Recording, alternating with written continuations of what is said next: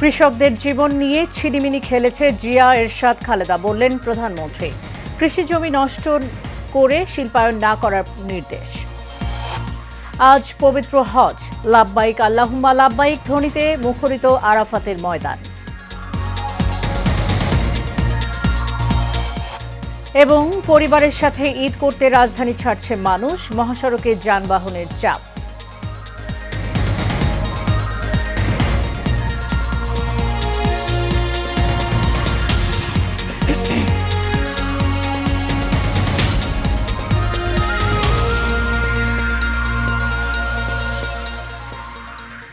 স্বাগত এশিয়ান নিউজের সাথে আছি সাবরিনা জিয়া।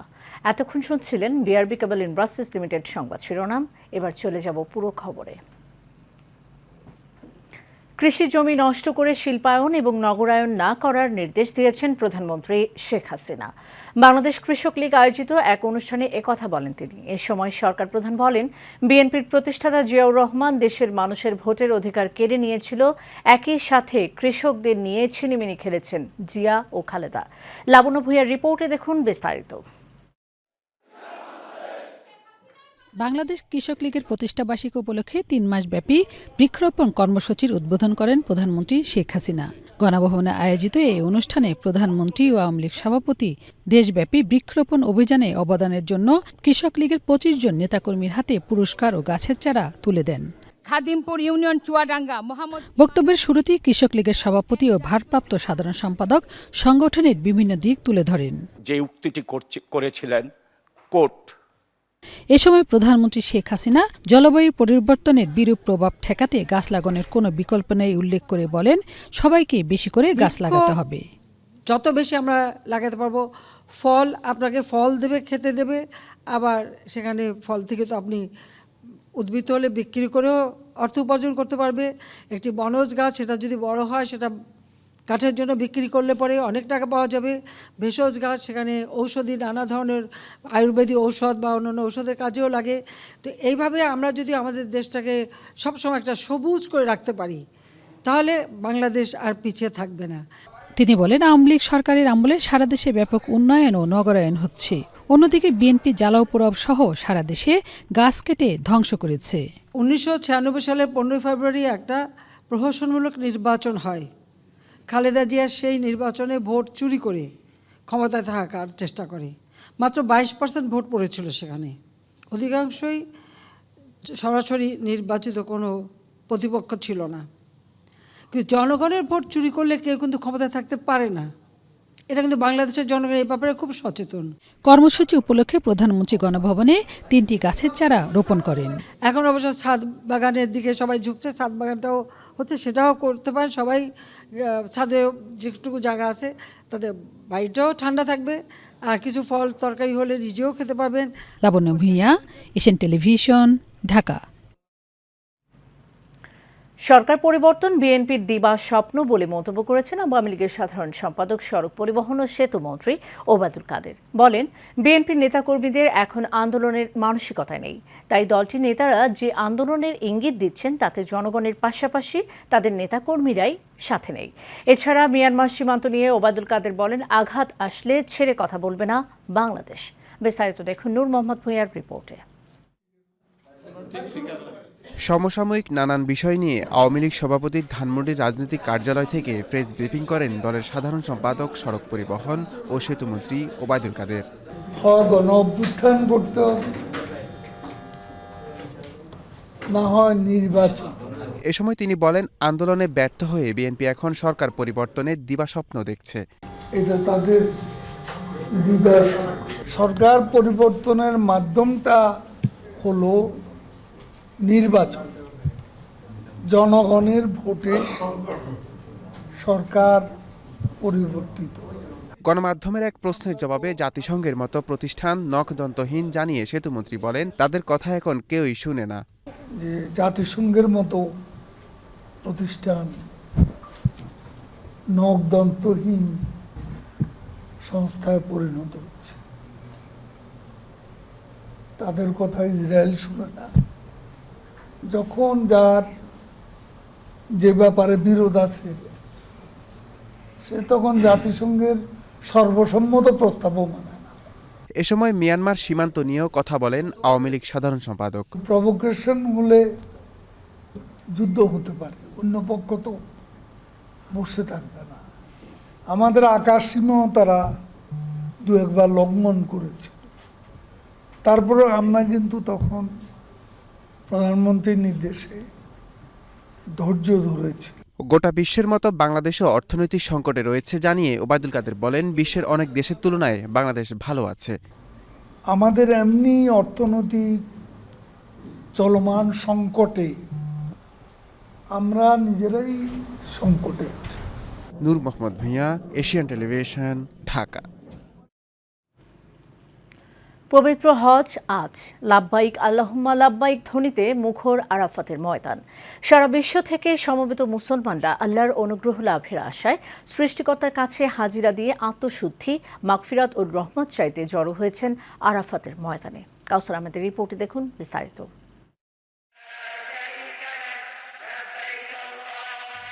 আজ সূর্যোদয় থেকে সূর্যাস্ত পর্যন্ত আরাফাতের ময়দানে সেলাইবিহীন শুভ্র কাপড়ে সারা বিশ্ব থেকে সমবেত মুসলমানরা হাজির হয়েছেন আল্লাহর দরবারে। উপস্থিতি জানান দিচ্ছেন লাব্বাইক আল্লাহুম্মা লাব্বাইক, লাব্বাইক লা শারীকা লাকা লাব্বাইক, ইন্নাল হামদা ওয়ান নি'মাতা লাকা ওয়াল মুলক লা শারীকা লাক। যে শব্দে এখন মুখরিত পবিত্র নগরী। এদিন অত্যন্ত বিনয়ী ও তাকওয়ার সঙ্গে আল্লাহর কাছে দোয়া করেন হাজিরা। কিবলার দিকে মুখ করে দুহাত উঁচু করে চোখের পানি ছেড়ে দিয়ে আল্লাহর কাছে দোয়া করেন, ক্ষমা চান, দয়া কামনা করেন ও মনের আকাঙ্ক্ষা আল্লাহ তাআলার কাছে ব্যক্ত করেন।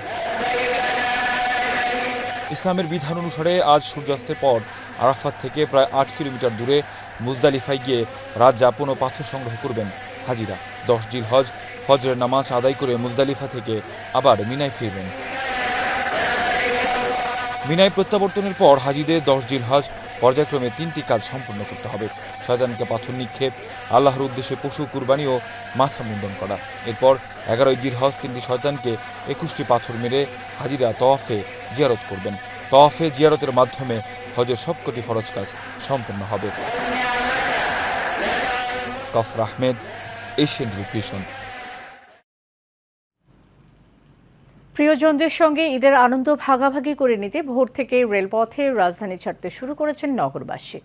সকাল থেকে প্রতিটি ট্রেনই যথাসময়ে কমলাপুর রেল স্টেশন থেকে গন্তব্যের উদ্দেশ্যে ছেড়ে যাচ্ছে। ট্রেনে উপচে পড়া ভিড় থাকলেও স্বস্তির কথা জানিয়েছেন যাত্রীরা।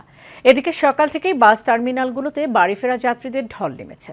ঈদের ছুটি শুরু হওয়ায় সকাল থেকে সড়কপথে মানুষের চাপ চোখে পড়ার মতো। আবির হোসেনের ক্যামেরায় মিতুর রিপোর্ট। প্রিয়জনের সঙ্গে ঈদ উদযাপন করতে মানুষের ঢল নেমেছে রেল স্টেশন ও বাস টার্মিনালগুলোতে। দূরের গন্তব্যে সহজেই পৌঁছাতে যাত্রীদের প্রথম পছন্দ ট্রেন। অনলাইনে টিকিট কিনে অনেকেই পরিবার নিয়ে যাচ্ছেন গ্রামের বাড়ি। এ সময় ছোট বড় সবার চোখে মুখে ছিল আনন্দ উল্লাস। ভিড় কম আর শিডিউল মেনে সঠিক সময়ে ট্রেন ছাড়ায় স্বস্তির কথা জানালেন যাত্রীরা। অন্যদিকে কর্তৃপক্ষ বলছে যাত্রীদের ভোগান্তি কমাতে 3টি বিশেষ ট্রেন সহ 72 জোড়া ট্রেন নিয়মিত ঢাকায় আসা যাওয়া করছে।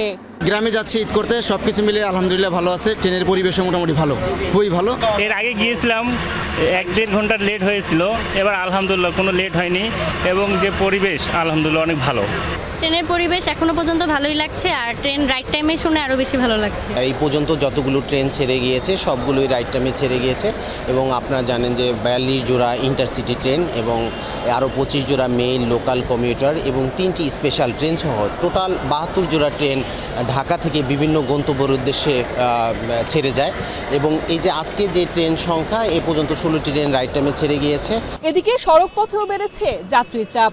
কেউ বাসে, প্রাইভেট কারে বা মোটরসাইকেলে রাজধানী ছাড়ছেন। বাস টার্মিনালে বাড়তি ভাড়া আদায় বা ভোগান্তির তেমন একটা অভিযোগ ছিল না যাত্রীদের। অনেকটা স্বস্তিতে বাড়ি ফিরতে পেরে খুশি যাত্রীরা। অতিরিক্ত কোনো ভাড়া 1 টাকাও নেয় নাই, আগের যে ভাড়া তাই ভাড়াই। সুন্দর সুশৃঙ্খলভাবে টিকিট বিক্রি হইতেছে এবং আমরা এত খুশি। পরিচয় মানে যে পরিবেশ পরিচালনাটা খুব সুন্দরভাবে হচ্ছে। ভাড়া যেটা রেখেছে ওইটা ন্যায্যই রেখেছে। তীব্র গরম আর যানজটের মধ্যেও পরিবারের সাথে ঈদ উদযাপনের আনন্দে সবাই হাসি মুখে যাচ্ছেন গ্রামের বাড়ি। এখন একটি নিরাপদ যাত্রাই সবার প্রত্যাশা। H A Mitu, Asian television, Dhaka. গাজীপুরের কালিয়াকৈরে ঢাকা টাঙ্গাইল মহাসড়কের চন্দ্রা এলাকায় সকাল থেকে ঘরমুখো মানুষের ঢল নেমেছে। চন্দ্রা থেকে চৌরাস্তা, চন্দ্রা থেকে নবীনগর, চন্দ্রা থেকে মির্জাপুর মহাসড়কে থেমে থেমে চলছে গণপরিবহন। এদিকে অন্যান্য দিনের চেয়ে যাত্রী ও গণপরিবহনের চাপ বেশি রয়েছে। যাত্রীদের অভিযোগ, গতবারের চেয়ে দ্বিগুণ ভাড়া গুনতে হচ্ছে। এদিকে গণপরিবহনে ভাড়া বেশি থাকায় ট্রাক, পিকআপ, মোটরসাইকেলে করে জীবনের ঝুঁকি নিয়ে বাড়ি ফিরছেন ঈদে ঘরমুখো মানুষ। পুলিশ বলছে, যানজট নিরসনে আইনশৃঙ্খলা বাহিনী মাঠে কাজ করছে। কোনাবাড়ী হাইওয়ে থানা পুলিশের ওসি শাহাদাত হোসেন জানান, যাত্রীরা যেন নির্বিঘ্নে বাড়ি যেতে পারেন তার জন্য চন্দ্রা এলাকায় সিসি ক্যামেরা সহ সাউন্ড ড্রোন রাখা হয়েছে। ওই সময় যদি ৫,০০০ গাড়ি একসাথে নামে তখন এটা ধীর হচ্ছে, কিন্তু গাড়ি আটকে নেই, গাড়ি চলছে। আমরা আপনাদের পাশে আছি। মানুষ যাতে নিরাপদে যেতে পারেন, নির্বিঘ্নে যেতে পারেন, এটা আমরা হয়তো একটু ধীরগতি হবে, এটা আমাদের মেনে নিতে হবে। কারণ একসাথে এত প্যাসেঞ্জার যখন নামে, এটা আমাদের একটু ধীরগতি হবে, বাট মানুষ নির্বিঘ্নে নিরাপদে যাবে, এটা আমরা নিশ্চিত করছি। যাচ্ছি অন্যান্য সংবাদে। বঙ্গবন্ধুর আদর্শ ধরে রেখে রাজনীতি করার জন্য নেতাকর্মীদের পরামর্শ দেন বঙ্গবন্ধু সৈনিক লীগের কেন্দ্রীয় কমিটির সভাপতি বীর মুক্তিযোদ্ধা আলহাজ হারুনুর রশিদ সিআইপি। তিনি বলেন, বঙ্গবন্ধু দেশের কল্যাণে নিজেকে উৎসর্গ করেছেন।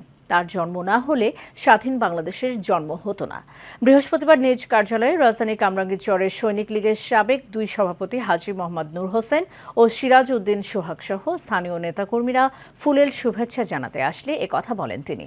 এ সময় উপস্থিত ছিলেন বঙ্গবন্ধু সৈনিক লীগ ঢাকা মহানগর দক্ষিণের সভাপতি মঞ্জুরুল ইসলাম বাহার সহ অন্যান্য নেতৃবৃন্দ। আমরা রাজনীতি যারা করি, আমরা কিন্তু কেউ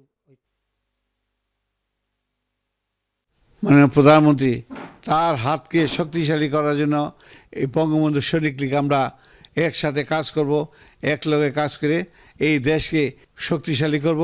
আমাদের বঙ্গবন্ধু সৈনিক লীগের ভিতরে যেন কোনো কোন্দল না থাকে, আমি চাই এক হইয়া আমরা কাজ করতে।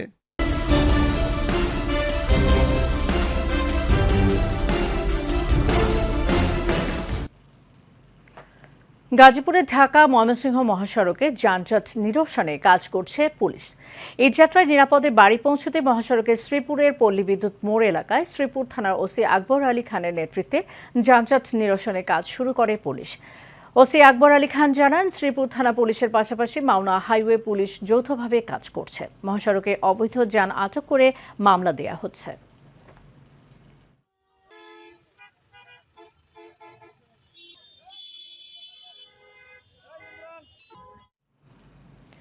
জয়পুরহাটে ক্ষেতলালে 500 বছরের ঐতিহ্যবাহী ঘুড়ি মেলা অনুষ্ঠিত হয়েছে। প্রতি বছর জ্যৈষ্ঠ মাসের শেষ শুক্রবার উৎসব মুখর হয়ে ওঠে উপজেলার ঐতিহ্যবাহী সন্ন্যাসতলী মেলাকে কেন্দ্র করে। মেলা চলে শনিবার পর্যন্ত। এই মেলাকে ঘিরে শিশু কিশোর সহ নানান বয়সের মানুষ মেতে ওঠে বিভিন্ন ধরনের ঘুড়ি উড়ানোর উৎসবে। হিন্দু সম্প্রদায়ের সন্ন্যাস ঠাকুরের পূজা উপলক্ষে ক্ষেতলাল উপজেলা সদর থেকে প্রায় 8 কিলোমিটার দক্ষিণে মামুদপুর ইউনিয়নের মোহাম্মদপুর জিয়াপুর গ্রামের তুলসীগঙ্গা নদীর কোল ঘেঁষে বসে ঐতিহ্যবাহী এই সন্ন্যাসতলীর মেলা।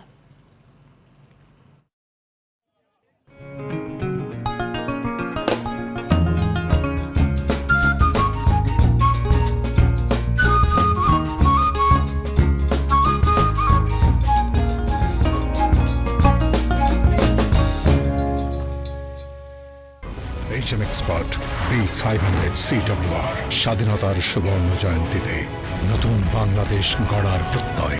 HM Steel B500 CWR।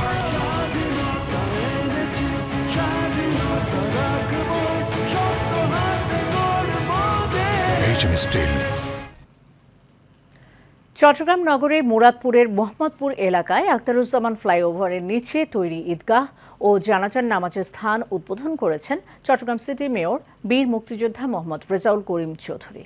300 foot দৈর্ঘ্য এবং 52 ফুট প্রস্থের এই ঈদগাহে একত্রে নামাজ আদায় করতে পারবেন প্রায় 2000 মুসল্লি।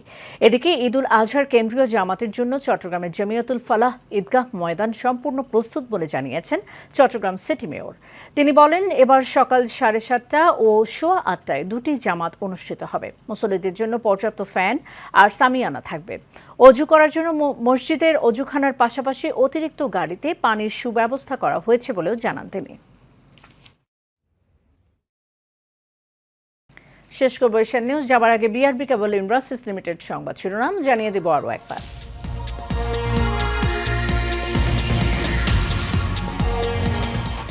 কৃষকদের জীবন নিয়ে ছিনিমিনি খেলেছে জিয়া এরশাদ খালেদা, বললেন প্রধানমন্ত্রী। কৃষি জমি নষ্ট করে শিল্পায়ন না করার নির্দেশ। আজ পবিত্র হজ, লাব্বাইক আল্লাহুম্মা লাব্বাইক ধ্বনিতে মুখরিত আরাফাতের ময়দান।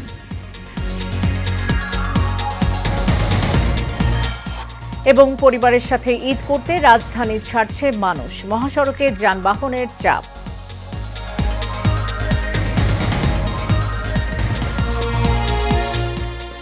দর্শক, এশিয়ান নিউজ এ পর্যন্ত। পরের সংবাদ দেখার আমন্ত্রণ রইল। ধন্যবাদ সাথে থাকার জন্য।